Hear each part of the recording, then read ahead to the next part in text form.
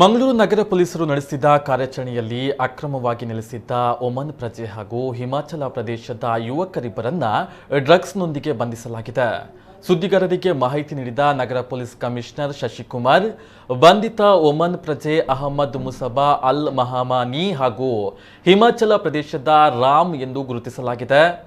Oman ಪ್ರಜೆ ಅಹಮದ್ ಮುಸಬಾ 6 ತಿಂಗಳ ಹಿಂದೆ ಗೋವಾಕ್ಕೆ ಟೂರಿಸ್ಟ್ ವೀಸಾದಲ್ಲಿ ಬಂದಿದ್ದು, ಅನಾರೋಗ್ಯದ ಹಿನ್ನೆಲೆಯಲ್ಲಿ ನಗರದ ಖಾಸಗಿ ಆಸ್ಪತ್ರೆಗೆ ಆಗಮಿಸಿದ್ದ. ನಗರದ ಹೋಟೆಲ್ ಒಂದರಲ್ಲಿ ಹಿಮಾಚಲ ಪ್ರದೇಶದ ರಾಮ್ ಜೊತೆ ಬಂಧಿಸಲಾಗಿದ್ದು, ಬಂಧಿತರಿಂದ ಎಂಡಿಎಂಎ ಹಾಗೂ ಗಾಂಜಾವನ್ನು ವಶಕ್ಕೆ ಪಡೆದುಕೊಳ್ಳಲಾಗಿದೆ. ಎನ್ಡಿಪಿಎಸ್ ಕಾಯ್ದೆ ಹಾಗೂ ಒಮನ್ ಪ್ರಜೆಯ ಪಾಸ್ಪೋರ್ಟ್ ಅವಧಿಯು ಮುಗಿದು ಈತ ಅಕ್ರಮವಾಗಿ ನೆಲೆಸಿದ್ದರಿಂದ ಈ ನೆಲೆಯಲ್ಲಿಯೂ ಈತನ ವಿರುದ್ಧ ಪ್ರಕರಣ ದಾಖಲು ಮಾಡಲಾಗಿದೆ ಎಂದರು.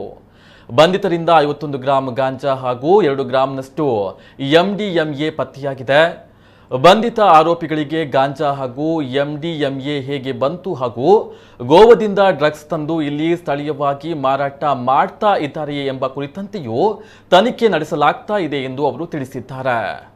ನಗರ ಪೊಲೀಸ್ ಕಮಿಷನರೇಟ್ ವ್ಯಾಪ್ತಿಯ ಉತ್ತರ ಪೊಲೀಸ್ ಠಾಣೆಯಲ್ಲಿ ನಮಗೆ ಒಂದು ಸ್ಮಾಲ್ ಕ್ವಾಂಟಿಟಿ ಎಂಡಿಎಂಎ ಮತ್ತು ಒಂದು ಸ್ಮಾಲ್ ಕ್ವಾಂಟಿಟಿ ಗಾಂಜಾ ಸಿಕ್ಕಿದೆ. ಅದರಲ್ಲಿ ನಾವು NDPS ಒಂದು ಪ್ರಕರಣವನ್ನು ದಾಖಲು ಮಾಡ್ಕೊಂಡಿದ್ದೀವಿ. ಇದರಲ್ಲಿ ಅಹಮದ್ ಮೊಹಮ್ಮದ್ ಮುಸಬ್ಬಾ ಅಲ್ ಮಹಾಮಾನಿ ಅಂತ ಈತ ಅರೌಂಡ್ 34 ಇಯರ್ಸ್ ಓಲ್ಡ್ ವ್ಯಕ್ತಿ, ಓಮನ್ ದೇಶದ ನ್ಯಾಷನಲ್. ಇವನು ಸುಮಾರು 6 ತಿಂಗಳಿಂದ ಗೋವಾಗೆ ಟೂರಿಸ್ಟ್ ವೀಸಾದಲ್ಲಿ ಬಂದುಬಿಟ್ಟು ನಂತರದಲ್ಲಿ ಸ್ವಲ್ಪ ಏನೋ ಹೆಲ್ತ್ ಇಶ್ಯೂ ಇದೆ ಅಂತಂದು ಫಾದರ್ ಮುಲ್ಲರ್ಸಲ್ಲಿ ಫಿಸಿಯೋಥೆರಪಿ ಮಾಡಿಸ್ಕೋಬೇಕು ಅಂತ ಬಂದಿರ್ತಾನೆ.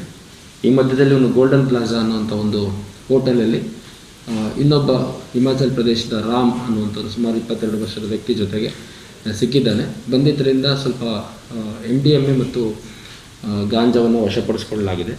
ಇವ್ರ ವಿರುದ್ಧ NDPS ಆ್ಯಕ್ಟಲ್ಲಿ ಮತ್ತು ಈ ಒಮನ್ ನ್ಯಾಷನಲ್ ಏನಿದ್ದಾನೆ ಅಹಮದ್ ಮೊಹಮ್ಮದ್ ಮುಸಬ್ಬಾ ಅಲ್ ಮಹಾಮಾನಿ, ಇವನ ವಿರುದ್ಧ ಪಾಸ್ಪೋರ್ಟು ವ್ಯಾಲಿಡಿಟಿ ಕೂಡ ಒಂದು ಎಕ್ಸ್ಪೈರ್ ಆಗಿದೆ. ಒಂದು ವಿಷಯ ಅಂದರೆ ಲಾಸ್ಟ್ 31ಗೆ ವ್ಯಾಲಿಡಿಟಿ ಎಕ್ಸ್ಪೈರ್ ಆಗಿದೆ.